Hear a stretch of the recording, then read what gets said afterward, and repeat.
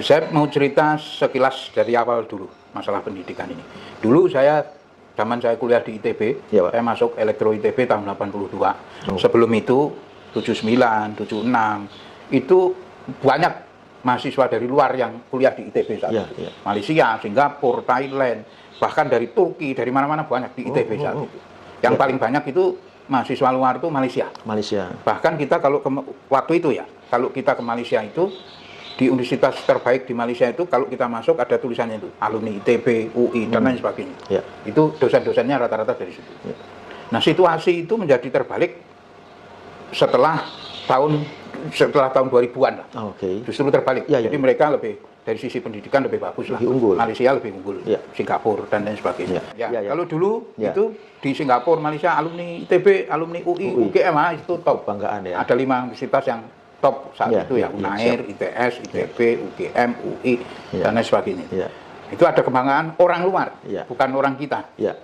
Bahwa lulusan Universitas Indonesia itu Ya. top. Ya. Terakhir makin kesini ternyata makin jelek. Itu cerita saya pertama. Ya. Yang kedua, saya waktu ambil pendidikan ini cerita nyata demi Allah ini. Ya.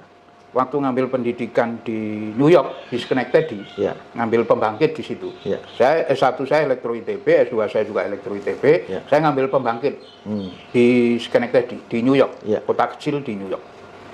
Waktu itu satu kelas ada 3 orang dari Indonesia, 3 orang Korea Ya. Selatan, 3 orang Jepang, 3 orang Amerika. Ya. Amerikanya dari negara bagian Texas. Ya. 12 orang satu kelas. Selesai pendidikan, dites, saya nomor 1. Oh.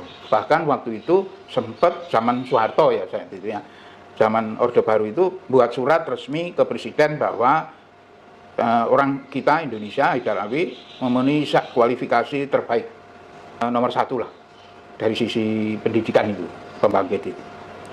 Nah, tapi apa yang terjadi 2 tahun, 3 tahun setelah itu, ya kita ini rutin ngadain reuni. Waktu itu reuni cerita tentang kondisi pembangkitan dunia. Ada perubahan nggak? Gitu. Ya. Dari sisi kontrol sistemnya dan lain sebagainya. Ketemulah kita di Bali. Waktu ketemu di Bali, 2 tahun, 3 tahun setelah selesai kursus itu, nah kita paling bodoh. Gitu loh. Saya paling bodoh. Padahal dulu lulusan terbaik ya? Dulu lulusan terbaik. Nah, ternyata setelah saya selidiki, ada satu kelemahan di kita ini. Di kita itu tidak dikembangin. Oke. Nah, Ya, Jepang, ya. sampai Jepang dia beli simulator, dia utak-atik sendiri, sehingga dia bisa buat pembangkit Ya. Hitachi dan lain sebagainya. Oh, ya, ya, ya. Begitu juga Korea, Korea Selatan. Ya. Begitu juga Jepang, Ya. begitu juga Texas itu ngembangin sendiri. Texas kan banyak tambang minyak, Tambang di situ, minyak, gas ya. di situ. Jadi dia ngembangin. Nah, kita sampai di Indonesia nggak bisa apa-apa, administrasi aja. Iya. Terus kerja-kerja administrasi, nggak ada pengembangan. Sehingga 2 tahun setelah itu mereka sudah menemukan sesuatu. Oh, ini ada kelemahan di sini waktu 2 tahun yang lalu, ada kelemahan di sini pembangkitan yang kita ini pelajari. Nggak tahu, kita nggak tahu apa-apa. Begitu pulang itu pinter, tapi kerja-kerja administrasi. Jadi program pengembangan itu betul-betul tidak ada di Indonesia ini. Jadi kita menikmati status quo, terutama di bidang pendidikan. Itu kebanyakan begitu. Banyak orang-orang kita yang di luar negeri kualifikasi terbaik, tapi begitu sampai Indonesia dia ngajar lagi, sudah berhenti. Nggak ada pengembangan.